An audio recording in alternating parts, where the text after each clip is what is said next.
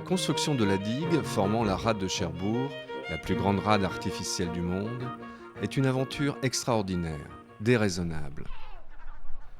En effet, au XVIIIe siècle, personne au monde n'avait envisagé de construire une digue en pleine mer, sur un fond sableux de 15 mètres, sans enrochement, à partir desquels élever un tel ouvrage.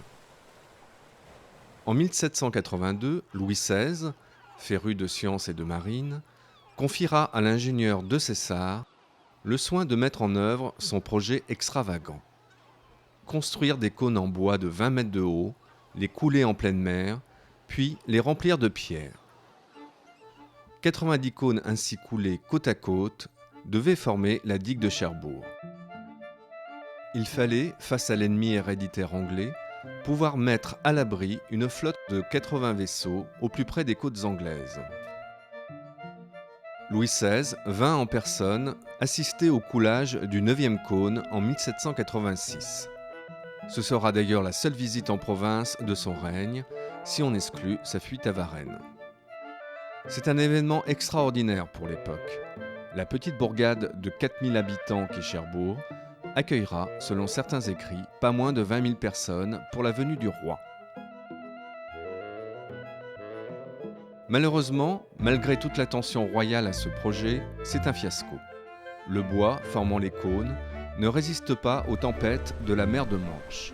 Seuls 18 cônes seront coulés au lieu des 90 prévus, et au moment de la Révolution de 1789, qui mit fin aux travaux, il n'en reste plus grand-chose.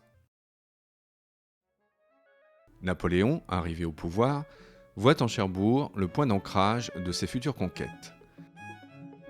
Il décide de la reprise de la construction de la digue et surtout de l'aménagement d'un port militaire et d'un arsenal.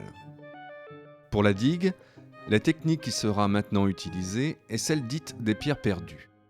Sur la base des restes des cônes, on coule des pierres jusqu'à arriver au niveau des hautes mers.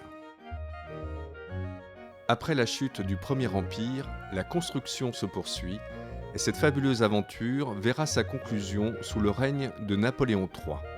Il fera terminer la digue et ses forts, ainsi que le port militaire.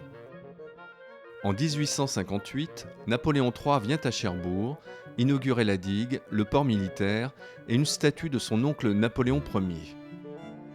Le fait surprenant de cette inauguration, c'est qu'elle s'effectue en présence de la reine d'Angleterre, la reine Victoria.